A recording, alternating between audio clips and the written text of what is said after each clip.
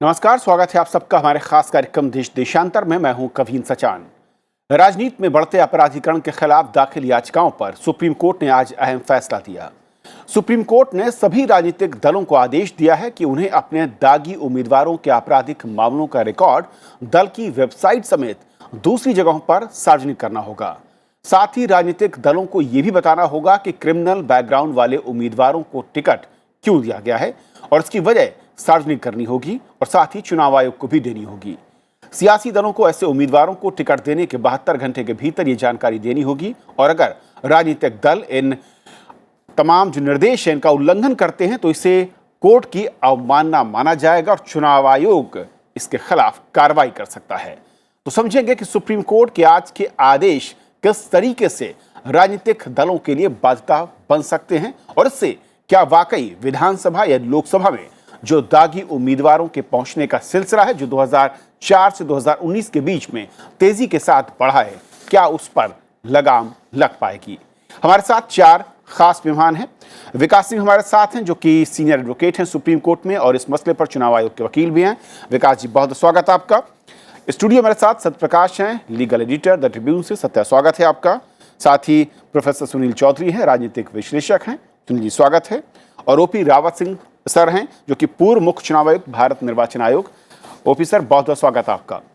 शुरुआत में विकास जी आपसे करना चाहूंगा क्योंकि आप इसमें उस मसले पर मौजूद थे, एक वकील के तौर पर, एक पक्षकार के तौर पर भी। असल में ये जो एक कठिन मैं कहूँ मसला है कि कैसे दागी लोगों को रोका जाए विधानसभा या फिर लोकसभा में पहुंचने से, जो कोर्ट ने आदेश दिए हैं, बहुत ही ब्रीफली अगर मैं समझना चाहूं 3-4 पॉइंट में क्या कुछ है और किस तरीके से पार्टियों को बाध्य करते हैं इसे मानने के लिए।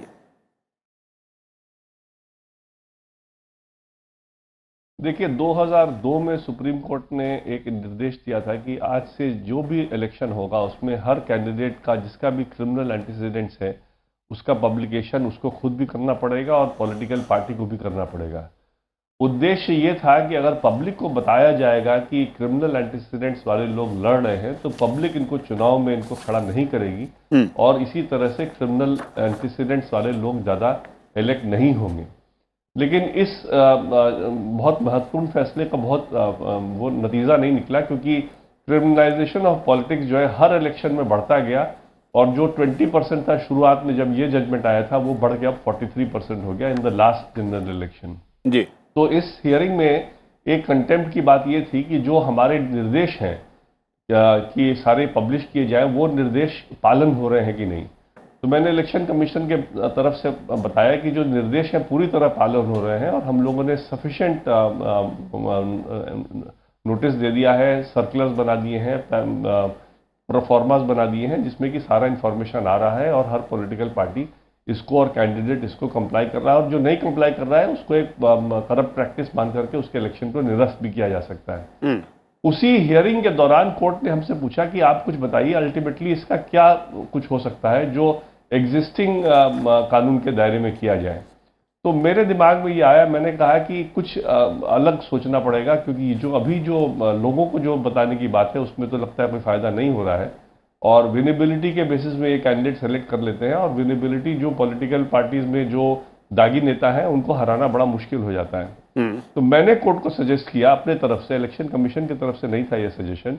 मैंने कहा कि ऐसा क्यों ना करें कि कम से कम पॉलिटिकल पार्टीज पे ऑब्लिगेशन डालें कि वो बताएं कि क्यों दागी नेता को लेते हैं, क्या उनमें मेरिट पाते हैं वो, और winnability will not be a ground कि भाई इस ग्राउंड पे हम इनको सेलेक्ट कर रहे हैं। तो कहीं ना कहीं पॉलिटिकल पार्टी में एक चर्चा की बात उठेगी जो हर कॉन्स्टिट्यूएंसी में अच्छे लोग भी होते हैं जो साफ बैकग्राउंड के होते हैं, वो अपने पार्टी में कम से कम ये तो कह सकेंगे ना कि भाई सुप्रीम कोर्ट ने कहा है कि आप दागी नेता को मत दीजिए तो आप दागी को क्यों दे रहे हैं, क्यों नहीं मेरे को दे रहे हैं। तो कहीं ना कहीं एक चर्चा का विषय बनेगा। उम्मीद है कि शायद इस चर्चा से कुछ इसका फायदा निकले, लेकिन एक इसके अलावा इसका एक्चुअली कोई बहुत ज्यादा महत्व होगा कि नहीं होगा वो तो टाइम ही बताएगा। लेकिन मेरा ये मानना है कि पॉलिटिकल पार्टी को जस्टिफाई करना, खास करके सीरियस ऑफेंसेस में जहां रेप का ऑफेंस है या जहां पर मर्डर का ऑफेंस है, जहां पर किडनैपिंग डिकॉइटी का ऑफेंस है, वैसे केसेस में पॉलिटिकल पार्टी को जस्टिफाई करना कि हम इस कैंडिडेट को दे रहे हैं टिकट क्योंकि ये बहुत अच्छा कैंडिडेट है या इसके केसेस के खिलाफ गलत केसेस डाले गए हैं, ये पॉलिटिकल पार्टी के लिए बहुत डिफिकल्ट होगा और पॉलिटिकल पार्टीज कहीं ना कहीं उनको एक रास्ता चुनना पड़ेगा जहां पर कि वो ऐसे कैंडिडेट को चुनेंगे जहां की जिनका क्रिमिनल एंटीसीडेंट्स नहीं है। विकास जी, अगर आपको याद होगा जब कॉन्स्टिट्यूशन बना था तो अम्बेडकर ने अपने स्पीच में, लास्ट स्पीच में कहा था कि मेरा एक ही दुख है कि मैंने पॉलिटिशियंस के लिए कोई क्वालिफिकेशन नहीं रखा। और अगर आप उस समय का देखिए टाइम, तो उस समय ब्रिटिशर्स ने बहुत से क्रिमिनल केसेस फ्रीडम फाइटर्स पे डाल रखे थे, इसलिए उस समय ये डालना पॉसिबल नहीं था। लेकिन जो कॉन्स्टिट्यूशन बनने के बाद जो 70 साल 75 साल की जर्नी हमारे कॉन्स्टिट्यूशन की है, उसमें आज के दिन जो नेता सेलेक्ट हो रहे हैं वो उस तरह के नेता तो बिल्कुल भी नहीं है, किसी तरह से नहीं है। बहुत ही सम ऑफ देम तो बहुत ही हिस्ट्री शीटर टाइप नेता भी। बिल्कुल विकास जी, लेकिन सवाल एक अहम ये है, नहीं रोक लगाना बहुत जरूरी है। क्या और इस रोक सुप्रीम कोर्ट के ये निर्देश जो आदेश हैं ये बाध्यकारी हैं दलों के लिए? और दूसरा ये कि अगर दल ये बताने से कोताही करते हैं या फिर कोई भी XY रीजन देते हैं क्रिमिनल्स को टिकट देते वक्त, तो संवैधानिक या कानूनी पावर जो है वो इलेक्शन कमीशन के पास क्या कुछ एक्स्ट्रा मिलेगी, मिली है, या फिर एडवाइजरी के तौर पर होगी? इलेक्शन कमीशन के पास तो सिर्फ इतना ही पावर है इस जजमेंट के बाद कि अगर ये इंफॉर्मेशन नहीं डालते हैं या अगर उसका इंफॉर्मेशन जो है वो सफिशिएंट कंप्लायंस नहीं करते हैं, तो सुप्रीम कोर्ट के पास आकर के बोलें कि इन्होंने सुप्रीम कोर्ट की ऑर्डर्स की अवहेलना की है और उस पर कंटेम्प्ट लगाया जाए। इलेक्शन कमीशन के पास रियली स्पीकिंग इस ऑर्डर के बेसिस पे कोई खास पावर नहीं होगा, एक्सेप्ट कि मॉनिटर करना कि हर कॉन्स्टिट्यूएंसी में जहां भी कोई क्रिमिनल एंटीसीडेंट्स का कोई कैंडिडेट सेलेक्ट हो रहा है और वो पॉलिटिकल पार्टी जो उसको डाल रही है वो उसका जस्टिफिकेशन दे रही है कि नहीं दे रही है, बस। उसके बियॉन्ड इलेक्शन कमीशन का कोई रोल नहीं है कि जस्टिफिकेशन सही है कि नहीं है, ये इलेक्शन कमीशन नहीं कर पाएगा और करना भी नहीं चाहिए। ये सिर्फ पार्लियामेंट कर सकता है और पार्लियामेंट को करना भी चाहिए, लेकिन अनफॉर्चुनेटली पार्लियामेंट में इतने ज्यादा दागी नेता खुद भरे हुए हैं कि इस तरह का कानून वो कभी लाएंगे ही नहीं, कभी इस तरह का कानून वो सोचेंगे भी नहीं लाने। चलो मैं इसके दूसरे अगले पहलू पर आना चाह रहा था, जो हमारे साथ प्रोफेसर सुनील हैं। सुनील जी, क्योंकि राजनीतिक दलों को हमने कोशिश की थी, कई सारे लोगों से बातचीत की कि उस पर आए, अपनी राय जाहिर की। उन्होंने फोन पर जरूर बताया कि इसकी दिक्कतें क्या हैं, लेकिन शो पर आने से उन्होंने इनकार किया। जो उनकी दलील है, कुछ राजनेताओं से जो मैंने बात की, उन्होंने कहा कि 18% अपुष्ट आंकड़े, सरकारी आंकड़े नहीं है, गैर सरकारी आंकड़े, 18% जो केसेस होते हैं हत्या, बलात्कार या फिर जो इस तरह के गंभीर जो आरोप माने जाते हैं, वो ऐसे मामले हैं जो किसी भी राजनेता पर कोई भी XY पर्सन जो उसका अपोनेंट है वो लगा देता है, FIR करवा देता है, और उनके केसेस अब फास्ट ट्रैक पर आने शुरू हैं, लेकिन उसमें टाइम लगता है। अब सवाल ये कि अगर इनको आप गंभीर मानते हैं, टिकट नहीं देंगे, तो क्या ये उनके मौलिक अधिकार का उल्लंघन नहीं होता? वो कहते हैं कि मेरा अधिकार है या पार्टी का या प्रोग्रेटिव है कि वो किसको टिकट दे या नहीं दे। कोर्ट ने तय की कि इससे ज्यादा सजा पाए लोगों को टिकट नहीं देना, पार्टियां उसको फॉलो कर रही हैं, लेकिन सिर्फ आरोप लग जाने भर से उन्हें टिकट से वंचित क्यों किया जाए? हाँ, क्योंकि लोकतंत्र में कहीं ना कहीं वो स्वतंत्रता भी होनी चाहिए, और ऐसा होता भी है कि जब भी राजनीतिक दल या उम्मीदवार कॉन्टेस्ट करते हैं तो विरोधी जो होते हैं या आरोप प्रत्यारोप का सिलसिला चलना शुरू हो जाता है। इसलिए 2013 में माननीय सुप्रीम कोर्ट ने एक और बहुत अहम फैसला किया था कि जिसका भी कन्विक्शन हो जाता है और वो कन्विक्शन अगर वो 2 साल के लिए है तो वो 6 वर्ष के लिए डिबार हो जाता है। और पहली बार पीपल्स रिप्रेजेंटेशन एक्ट में उन्होंने एक परिवर्तन कर कहा कि ऐसे कैंडिडेट्स का इमीडिएट डिस्क्वालिफिकेशन हो जाना चाहिए। तो ये एक सीमा कहीं ना कहीं, एक सीमांकन कहीं ना कहीं ऐसे दागी नेताओं पर किया। लेकिन फिर भी प्रश्न ये होता है कि इसका इनिशिएटिव ले कौन? जहाँ तक 2018 में जो फैसला आया कि जिसमें सभी कैंडिडेट्स के जो क्रिमिनल एंटीसीडेंट्स हैं उनको पब्लिश किया जाए, और आज जो फैसला सुप्रीम कोर्ट का आया, मुझे लगता है कि इसका बहुत बड़ा जो दायित्व है, बहुत बड़ा जो इसका फोकस है, वो राजनीतिक दलों पर पड़ता है।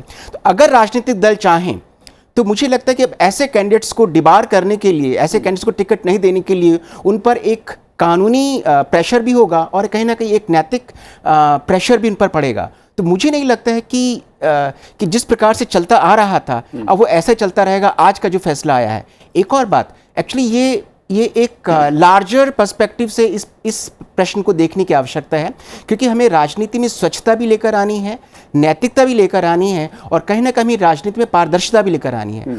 उस संदर्भ में इस प्रकार का जो निर्णय है, जब राजनीतिक दलों को अपने अपने उन उम्मीदवारों को जस्टिफाई करना पड़ेगा कि वो ऐसे क्रिमिनल एंटीसीडेंट्स को लेकर क्यों उनको टिकट्स दे रहे हैं, तो उनकी विनेबिलिटी अपने आप ही क्वेश्चन मार्क में आ जाएगी। ओके सत्या, मैं कहूं कि जो पहले कोर्ट ने कहा था, जिसका जिक्र विकास सिंह जी ने किया, कि पब्लिक करना होता था कैंडिडेट को, स्थानीय या फिर नेशनल न्यूज़पेपर में जो भी आपके रिकॉर्ड हैं आपराधिक या फिर जो भी चीज़ सामने आती हैं, यहाँ पर उसे 2 कदम आगे कोर्ट ये कहता है कि अब पॉलिटिकल पार्टियों को अपने मंच पर, अपने फोरम पर और इलेक्शन कमीशन को बताना होगा कि आपने टिकट क्यों दिया। एक नई चीज़ जोड़ी गई है। क्या इससे, इस नए क्लॉज या नई इंफॉर्मेशन के जोड़ने भर से दागियों को रोक सकते हैं? नहीं रोक सकते हैं। और ये पूरा का पूरा जो ऑर्डर है, it reflects confusion in judicial thinking. अदालत को ये क्लियर नहीं है कि समस्या का समाधान क्या हो सकता है। 2018 के फैसले में उन्होंने कहा कि हम कुछ नहीं करना चाहते हैं, संसद करेगी। इसके पहले कई फैसले आए हैं, जैसा कि विकास सिंह जी ने चर्चा की 2002-3 के फैसले की, जो ADR के केस में आया था, फिर PUCL के केस में आया था, जिसमें ये हुआ था कि जो क्रिमिनल एंटीसीडेंट्स, एजुकेशनल क्वालिफिकेशन और जो उनके लायबिलिटीज़ हैं वो सब डिक्लेयर करेंगे। वहाँ से लेके अब तक कम से कम 7-8 ऐसे फैसले आए हैं जिसमें जो इलेक्टरल रिफॉर्म्स का जो एजेंडा है उसको सुप्रीम कोर्ट ने आगे बढ़ाया है। लेकिन सुप्रीम कोर्ट इसको कहाँ तक ले जा सकता है, इसकी एक सीमा है। और 2018 के फैसले में जब सुप्रीम कोर्ट ने कहा कि हम संसद इसमें जो करना है वो करेगी, हम इसके आगे नहीं जा सकते हैं, उसके आगे भी जा सकते हैं, लेकिन जाने के लिए जिस तरह की क्लैरिटी चाहिए वो इस जजमेंट में नहीं है। इट रिफ्लेक्ट्स कन्फ्यूजन, और इससे जो मामला है वो पूरा पेचीदा हो जाएगा और पूरा एक तरह से कहें कि इतना गडमड हो जाएगा। आप कंफ्यूजन करें, क्यों कंफ्यूजन है मैं बता रहा हूँ। और निर्वाचन आयोग का काम बढ़ जाएगा, सुप्रीम कोर्ट का काम बढ़ जाएगा। आप जब ये कह रहे हैं कि किसने क्या सूचना दी, इसकी रिपोर्ट, जो रिपोर्ट इलेक्शन कमीशन को जाएगी, इलेक्शन कमीशन को हर चूँकि ये राजनीति का मामला है, तो आप और मैं, अगर हम दोनों अगर एक दूसरे के पॉलिटिकल राइवल है, तो आपके बारे में मैं वहाँ दायर करूँगा इसने ये रिपोर्ट नहीं दी, इसने ये रिपोर्ट नहीं, तो इस तरह से हज़ारों की संख्या में ये कंप्लेंट्स जाएंगे इलेक्शन कमीशन को। हज़ारों में सैकड़ों के बारे में वो सुप्रीम कोर्ट को अगर लिखे, सुप्रीम कोर्ट का काम बढ़ जाएगा। जो चीज़ इसमें की जा सकती है, और मुझे लगता है कि बहुत आसानी से की जा सकती है, इसको लेके विधि आयोग की सिफारिशें हैं, निर्वाचन आयोग की भी सिफारिशें हैं, लेकिन आश्चर्य है कि सुप्रीम कोर्ट ने इस पर ध्यान नहीं दिया है। पहले जब भी इलेक्टोरल रिफॉर्म से रिलेटेड केसेस आए हैं उस पर बहुत विस्तार से चर्चा हुई है, लेकिन एक तरह का कन्फ्यूजन है। आप करना भी चाहते हैं और कहाँ तक कर सकते हैं इसको लेकर क्लैरिटी नहीं है, और इसका नतीजा है ये फैसला, इससे कन्फ्यूजन होगा। जो चीज़ वो कर सकते हैं और आसानी से कर सकते हैं। मैं विकल्पों पर आऊँगा, उससे पहले एक छोटा सा रिएक्शन चाहूँगा ओपी रावत साहब आपका। पहले कि जैसे सत्या ने कहा कि पहले भी प्रोविज़न दिया कोर्ट ने, और जो उम्मीदवार थे उनको सार्वजनिक करना था अपना पूरा का पूरा कच्चा चिट्ठा, जो भी उनका बैकग्राउंड रहा है, आपराधिक है, आर्थिक है, जो भी चीज़ें हैं। यहाँ पर 2 नई चीज़ें जो मुझे दिखती हैं, जैसा कि विकास सिंह जी ने कहा कि पॉलिटिकल पार्टियों को भी मंच पर अपने पोर्टल, अपनी साइट, अपने सोशल साइट्स के मंच है, उन पर भी पब्लिक करना पड़ेगा जिनको भी आपने टिकट दिया है। साथ ही साथ रीज़न बताना पड़ेगा, लेकिन रीज़न जाहिर हम सब जानते हैं पॉलिटिकल पार्टियों के लिहाज से ईमानदार छवि है या बहुत अच्छा इलाके में उनका दबदबा है, लोग उनको पहचानते हैं, वो काम कराते हैं, इस तरह के रीज़न किसी के साथ हो सकते हैं, भले ही उनके खिलाफ गंभीर आपराधिक मामले हो। क्या इस कदम के साथ दागियों को टिकट मिलने का सिलसिला हम कुछ थाम सकते हैं, कुछ रोक पाएंगे, कुछ कमज़ोर कर पाएंगे? मैं इस मामले में आपके जो पैनलिस्ट हैं विकास सिंह जी से सहमत हूँ कि ये एंग्विश है ऑनरेबल सुप्रीम कोर्ट की, कि जो वो करना चाहते हैं कि राजनीति का अपराधीकरण रुके, वो हो नहीं पा रहा है। बार बार डिफरेंट स्टेप्स लिए गए हैं, उनको लागू किया गया है, लेकिन उसके बाद भी जो अपराधी बैकग्राउंड के कैंडिडेट्स हैं उनका नंबर जो है 43% तक पहुंच गया है। तो जो ये एंग्विश एक्सप्रेस कर रहे हैं इस माध्यम से, उम्मीद ये की जानी चाहिए कि इससे कुछ तो फर्क पड़ेगा। कम से कम इतना फर्क पड़ेगा कि सांसदों के, संसद के जहन में ये बात आएगी कि ये बहुत महत्वपूर्ण मुद्दा है। सर्वोच्च न्यायपालिका, इलेक्शन कमीशन सभी इससे कंसर्न है, तो कुछ ना कुछ करें इसके लिए, और उसका प्रेशर उन पर बनेगा और वो कानून में संशोधन करने के लिए किसी न किसी समय बाध्य होंगे। दूसरा एक फायदा ये भी होगा कि ये जो जानकारी है ये अभी 3 बार पब्लिसाइज करने की, अब वेबसाइट पर डालने की, तो जो छोटे अखबार हैं, छोटे वहाँ पे कम्युनिटी रेडियोज हैं, ये पिकअप कर सकते हैं और इससे आम जनता तक ये जानकारी पहुंच सकती है। तो इसका भी लाभ होगा कि इन्फॉर्म्ड वोटिंग बढ़ेगी। बाकी जो संदेह भी व्यक्त किए गए हैं वो भी बहुत महत्वपूर्ण है और मुझे लगता है कि पूरा पक्का हल इस दिशा में तभी संभव होगा जब या तो संसद अमेंडमेंट करे या फिर जो हमारी पूरी न्यायिक प्रक्रिया है, इन्वेस्टिगेशन से लेके जुडिशियल प्रोनाउंसमेंट तक, उसको इतना फास्ट ट्रैक कर दिया जाए कि इस तरह के केसेस जो है वो 6 महीने 8 महीने में ही सुलझ जाएं, जो कि मुझे बहुत दूर की कौड़ी दिखाई देती है, अभी तो संभव नहीं दिखता। जी विकास जी, जिस तरीके से आज कई सारे राजनेताओं से मैंने बात की इस मसले को लेकर, उनके 2-3 तर्क थे। मैं समझना चाहूंगा कि कानून या संवैधानिक तौर पर वो कितना सही कह रहे हैं या फिर जो उनके तर्क हैं कितने कमजोर या दमदार हैं। उनके तर्क हैं कि जब किसी पर भी आरोप लगते हैं और उस पर जब तक सजा ना हो जाए या वो बरी ना हो जाए तब तक वो सिर्फ आरोप हैं। सिर्फ आरोपों के आधार पर किसी भी शख्स को उम्मीदवारी से रोक देना क्या वाकई जायज होगा, उनका कहना है। और राजनीतिक दलों को कोई थर्ड पार्टी या कोई तीसरा शख्स ये निर्देश दे कि कैंडिडेट कौन होगा या उसकी प्राथमिकता क्या होगी या कैंडिडेट की क्वालिटी क्या होगी, ये लोकतंत्र नहीं हो सकता। देखिए, जहाँ तक कि लॉ कमीशन का रिकमेंडेशन है और इलेक्शन कमीशन ने भी उसको एक्सेप्ट किया है, वो सिर्फ आरोप पे नहीं एक्सेप्ट किया है। लॉ कमीशन का रिकमेंडेशन जो है वो कहता है कि जहाँ चार्जशीट हो गया, चार्जेस फ्रेम हो गए। चार्जेस फ्रेम होने का मतलब है कि आरोप को एक कोर्ट के सामने रखा गया और कोर्ट ने अपनी दिमाग लगा करके देखा कि हाँ इस आरोप में तथ्य है और उसके बाद चार्जेस फ्रेम किया। तो उस तरह के केसेस में इनको डिबारमेंट के लिए रिकमेंड किया कि इनको डिबारमेंट होना चाहिए, खास करके कोई भी ऑफेंस जो 3 साल से ज़्यादा जिसमें सज़ा उस ऑफेंस की हो। अब जो आज के दिन जो मेरा ये मानना है और कुछ हद तक मैं सत्या से सहमत हूँ कि 5 जजेस की खंडपीठ 2 बार, एक बार तो जब justice RM Lodha chief justice थे, उनकी खंडपीठ ने जब उनके पास ये मामला आया कि चार्जशीटेड लोग को मंत्री बनाया जाए कि नहीं बनाया जाए, और दूसरी बात जब दीपक मिश्रा की खंडपीठ 5 जजेस की, उन्होंने जब देखा कि चार्जशीटेड लोग को टिकट दिया जाए कि नहीं, उनको डिबार किया जाए कि नहीं, दोनों ने कह दिया कि हम कुछ नहीं कर सकते। मेरे को ये समझ में नहीं आता है कि जब आप BCCI के मामले में आप जो उनका कानून कहता है उसके बावजूद भी आप उसमें कह सकते हैं कि ये नहीं है और ये होना चाहिए, तो BCCI से तो ज्यादा इंपॉर्टेंट आज के दिन में पार्लियामेंट है ना। सुप्रीम कोर्ट अपने आप को क्यों कमजोर समझता है कि इस मामले में हम कुछ नहीं कर सकते? क्यों नहीं हम कॉन्स्टिट्यूशन के ओरिजिनल इंटेंट को हम देखें और समझें कि हमारे पास इस तरह का कुछ कानून नहीं, अगर पार्लियामेंट बना रहा है तो क्यों ना हम उसको अपने जुडिशियल ऑर्डर से बाध्य करें। आपको बताया जब कॉन्स्टिट्यूंट असेंबली डिबेट में जब ये स्पेसिफिक क्वेश्चन चला था कि इनको किया जाए कि नहीं किया जाए, तो उसमें ये क्वेश्चन था कि क्रिमिनलिटी को रखा जाए कि नहीं रखा जाए। लेकिन 1950 में जब कॉन्स्टिट्यूशन बना और आज में सिचुएशन बहुत फर्क है, जैसे मैंने आपको पहले भी बताया। जी। आज के दिन में जिस तरह के नेता आ जा रहे हैं इसमें, वो बड़े सीरियस चार्जशीटेड केसेस हैं। जो चार्जशीटेड केसेस हैं उनको, एक और आपको बता दूं, बड़ी जबरदस्त इलेक्टोरल रिफॉर्म इस कंट्री में जरूरत है। आज आप एक नौकरी में हैं और आपका अगर कन्विक्शन हो जाता है तो कन्विक्शन चाहे 2 साल का भी हो, नौकरी आपकी हमेशा के लिए जाती है। बिल्कुल। लेकिन इन नेताओं पर ये नहीं अप्लाई करता।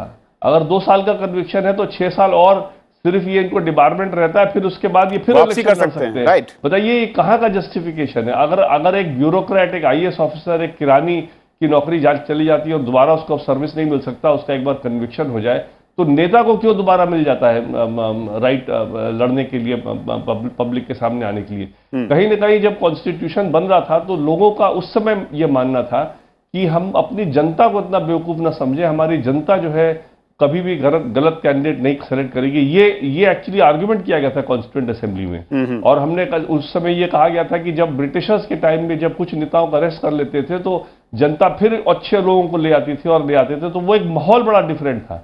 आज के दिन में वो माहौल नहीं है। इन स्पाइट ऑफ एवरीथिंग जनता फिर भी इलेक्ट कर रही है, क्योंकि आजकल अनफॉर्चुनेटली कास्ट कंसिडरेशन और बहुत सी और चीजें हैं जो कि बेसिस हो जाते हैं वोटिंग के।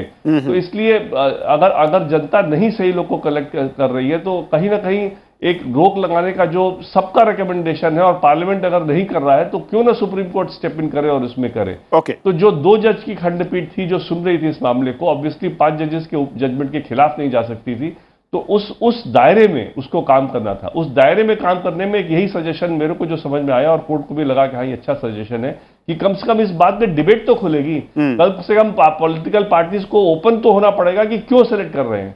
अल्टीमेटली क्या उन्होंने देखा, मान लीजिए एक कोई किडनैपिंग केस में अगर कोई है तो कह सकते हैं क्या कि ये झूठा केस है। Is it possible for a political party to say कि ये झूठा केस है किडनैपिंग का, या ये झूठा केस है रेप का, या ये झूठा केस है डेकॉइटी का, या झूठा केस है मर्डर का। तो इसलिए ये जो डिबेट खुलेगा, इस डिबेट में कुछ ना कुछ निकलने की उम्मीद हम रख सकते हैं। बिल्कुल विकास जी। रावत साहब ने भी जैसे एग्री किया कि कुछ तो जरूर फर्क पड़ेगा, कुछ तो कहीं ना कहीं जहन में लोगों के एक बात उठेगी कि भाई अल्टीमेटली क्यों हम ऐसे सेलेक्ट कर रहे हैं, क्यों ना हम देश के बारे में भी सोचें, क्यों ना हम सोचें कि हाँ अच्छे लोग पार्लियामेंट में आएंगे तो ही विकास जी जो सत्याग्रह मैं समझना चाहूंगा कि विकल्प जो है, जिस सत्या आपने कहा कि विकल्प है क्या, संसद कानून आए इकलौता विकल्प यही है या फिर इसके अलावा भी कोई विकल्प दिखते हैं? सुप्रीम कोर्ट भी ये काम कर सकती है, लेकिन अभी यहाँ पे दिक्कत ये थी, जैसा कि विकास सिंह जी ने कहा कि इसके पहले का फैसला 5 जजेस का था, ये 2 जजेस की खंडपीठ थी, तो ये उस फैसले के खिलाफ नहीं जा सकती थी, तो इसकी सीमाएं थी। आप 5 और 2 की बात छोड़ दीजिए, मैं कह रहा हूँ कि सुप्रीम कोर्ट के पास जो लॉ कमीशन की रिपोर्ट्स हैं, इलेक्शन कमीशन के रिकमेंडेशंस हैं, ये सब उपलब्ध है। सुप्रीम कोर्ट यहाँ भी सुप्रीम कोर्ट ने आर्टिकल 142 में अपने जुरिस्डिक्शन का यूज़ किया है और आर्टिकल 129 में कंटेम्प्ट वाला जुरिस्डिक्शन। अगर कल को इस तरह के मामले सुप्रीम कोर्ट के 5 जजेस की खंडपीठ के जाए या 7 के पास जाए और सुप्रीम कोर्ट जो रिकमेंडेशंस हैं वो ये हैं कि अगर किसी मामले में चार्जेस फ्रेम हो चुके हैं, किसी के खिलाफ आरोप तय हो चुके हैं, तो आरोप तय होने की प्रक्रिया में जो जुडिशियल एप्लीकेशन ऑफ माइंड है वो ये नहीं है कि पुलिस ने कोई चार्जशीट रख दी है उस पर कोई फैसला हो गया, नहीं, उस पर दोनों पक्ष आर्गू करते हैं, उसके बाद अदालत अगर जो जुडिशियल एप्लीकेशन ऑफ माइंड के बाद पता चलता है कि किसी के खिलाफ कोई आरोप है जिस पे आगे उसके खिलाफ ट्रायल चलेगा, तो वहाँ तक की स्थितियाँ उस लेवल पे, और सारे मामलों में नहीं, मैं कह रहा हूँ कि जघन्य अपराधों के मामले में जैसे हत्या, बलात्कार, अटेम्प्ट टू मर्डर, इस तरह के मामलों में जहाँ पे कि सज़ा 7 साल या उससे ज़्यादा हो, कम से कम यही बैरियर अगर खड़ा करते हैं, और इस तरह के मामले में जिसके खिलाफ चार्जेस फ्रेम हो चुके हैं और इलेक्शन डिक्लेयर होने के 6 महीना पहले फ्रेम हो चुके हैं, तो इस तरह के लोगों को डिबार करें, कम से कम एक शुरुआत होगी। लेकिन ये जो फैसला है, आई एम एफ्रेड कि इसके कारण निर्वाचन आयोग का काम बढ़ेगा और जो कोर्ट्स का काम जो कहीं पे कन्फ्यूजन है उसको दूर करना है। कोर्ट्स का काम कन्फ्यूजन क्रिएट करना नहीं है, क्योंकि हम अदालतों में जाते हैं, कोई दिक्कत है उसके समाधान के लिए। मेरा मानना है कि इसके कारण बहुत दिक्कतें बढ़ेंगी, बहुत पेचीदगियाँ बढ़ेंगी, और जो निर्वाचन आयोग का काम है आप समझ लिए कि उनके लिए तो सिरदर्द पैदा होगा। और एक और चीज़ है, जो पॉलिटिकल नेचर के डिसीजंस हैं उसको, वो बड़ा एब्स्ट्रैक्ट एक तरह का है कि आपने किसको क्यों चुना है। हो सकता है कि कहीं कोई किसी कैंडिडेट का चयन सिर्फ इसलिए हो रहा हो कि पार्टी अध्यक्ष का बहुत क्लोज कोई व्यक्ति हो, ये चीज़ें लिखी नहीं जाएंगी। तो आप ये जो पॉलिटिकल नेचर के डिसीजंस हैं पॉलिटिकल पार्टीज के, उनकी फंक्शनिंग को पब्लिक कराना चाहिए। नहीं, आप इलेक्शन कमीशन वहाँ पे नहीं घुसेगा। जो आपने रूल ले डाउन किए हुए हैं, जो रूल्स जो रिप्रेजेंटेशन ऑफ पीपल एक्ट में है, जिस तरह से इलेक्शन कराना है, क्या करना, वो अलग चीज़ें हैं, वो ब्रॉडर गाइडलाइंस है। आप पॉलिटिकल पार्टीज की फंक्शनिंग के अंदर आप घुसेंगे तो फिर पूरा गडमड हो जाएगा। ये मत कीजिए। तो इसलिए मैं कह रहा हूँ कि सुप्रीम कोर्ट के इस फैसले से काफ़ी कन्फ्यूजन पैदा होगा और आज न कल एक बेहतर फैसले की जरूरत होगी, जिसमें आप सिर्फ रूल ले डाउन कीजिए। आप सिर्फ ये कहिए कि जिसके खिलाफ चार्ज फ्रेम हो चुका है, सीरियस ऑफेंस होना चाहिए, और उसके बाद ये क्लियर कट बार होगा, बात खत्म है। आप इतना किचकिच का और कंफ्यूजन का माहौल नहीं रहेगा। रावत सर, बहुत संक्षेप में सर, कोई ऐसा टूल और दिखता है जैसे कि विकास मीणा की कम से कम मंजिल दूर जरूर है लेकिन शुरुआत होती दिखेगी, कुछ तो निकलेगा ही। 1% फर्क पड़े, 2% फर्क पड़े, लेकिन शुरुआत हो सकती है। मुझे यही लगता है, क्योंकि जो परेशानियां कठिनाइयां बताई हैं, कंफ्यूजन और ये सब बात कही है, ये जरूर है, और पॉलिटिकल पार्टी के इंटरनल फंक्शनिंग में इलेक्शन कमीशन नहीं जा सकता है। तो इन सबको देखते हुए यही है कि इस पूरे मुद्दे को पार्लियामेंटेरियंस के माइंड में सेंटर स्टेज पर लाने का काम तो ये करेगा। इस आप देखिए, सुप्रीम कोर्ट बार बार कह रहा है कि कुछ करिए कुछ करिए, तो कम से कम इतना प्रेशर तो बनेगा कि अपराधीकरण रोकने के लिए आप कुछ तो करिए। ओके, सुनील जी। सब कुछ कहीं ना कहीं आ जाता है संसद पर। अब सवाल यह कि संसद में अगर 2019 में 13% सांसदों पर आरोप हैं और जिन पर 29% पर गंभीर मामले हैं, क्या वो लोग खुद दागियों को संसद या विधानसभाओं से रोकने के लिए खड़े होकर किसी कानून की तरफ बढ़ना चाहेंगे, या फिर जैसा कि विकास सिंह जी ऐसा तय कर रहे हैं कि बहस होगी, चर्चा होगी, लेकिन स्टेप तो लेना ही पड़ेगा? देखिए, संसद के स्तर पर इस प्रकार का एक व्यापक वृहद कानून बने जिसमें सब चीज़ें बहुत स्पष्ट हों, जो ऐसे दागी नेताओं को रोक सके, इसकी बहुत इमीडिएट संभावना तो नहीं नज़र आ रही है अगर हम पीछे बैकग्राउंड भी देखें। लेकिन हाँ, ये ज़रूर है कि एक नैतिक दबाव राजनीतिक दलों पर होगा कि जब आप पब्लिसिटी की बात कर रहे हैं कि आपको ऐसे लोगों को पब्लिसाइज करना पड़ेगा और टिकट देते समय इसको जस्टिफिकेशन देना पड़ेगा, तो मुझे लगता है कि एक नैतिक दायित्व भी है राजनीतिक दलों पर, एक दबाव बनेगा और एक कानूनी दबाव भी रहेगा उन पर, क्योंकि उनको ये सब चीज़ों को रिवील करना पड़ेगा क्यों उन्होंने ऐसे कैंडिडेट्स को टिकट दिया है। तो इसका एक बहुत बड़ा इनिशिएटिव, एक अच्छी शुरुआत जो मुझे लगता है कि वो राजनीतिक दल, विशेषकर जो रिकग्नाइज पॉलिटिकल पार्टीज हैं, राष्ट्रीय दल हैं, वो अपने अपने स्तर पर कर सकते हैं। तो अगर कहीं एक अच्छी शुरुआत भी होती है तो लॉन्ग रन पे एक बड़े कानून के बारे में सोचा जा सकता है। चलिए, बहुत बहुत शुक्रिया आप चारों मेहमानों का हमारे साथ इस चर्चा में शामिल होने के लिए, और उम्मीद कर सकते हैं कि चुनाव आयोग के अथक प्रयास और सुप्रीम कोर्ट के इन निर्देशों के बाद शायद तस्वीर कुछ बदले और दागी उम्मीदवारों का विधानसभा या लोकसभा में पहुंचने का जो सफर है, जो सिलसिला है, जो लगातार 2004 से बढ़ रहा है ऐसे लोगों का, उस पर कुछ लगाम लग सके। लेकिन जैसा कि कहा हमारे सभी पैनलिस्ट ने कि मसला अब राजनीतिक दलों के ऊपर है कि वो कितनी नैतिकता की बात करते हैं और कितना उसे अमल में लाना चाहते हैं, और साथ ही क्या संसद इस मसले पर एक साथ खड़ी होकर कानून बनाकर जो चिंताएं हैं चुनाव आयोग की या फिर सुप्रीम कोर्ट की, उनको दूर कर सकती है। फिलहाल इतना ही। नमस्कार।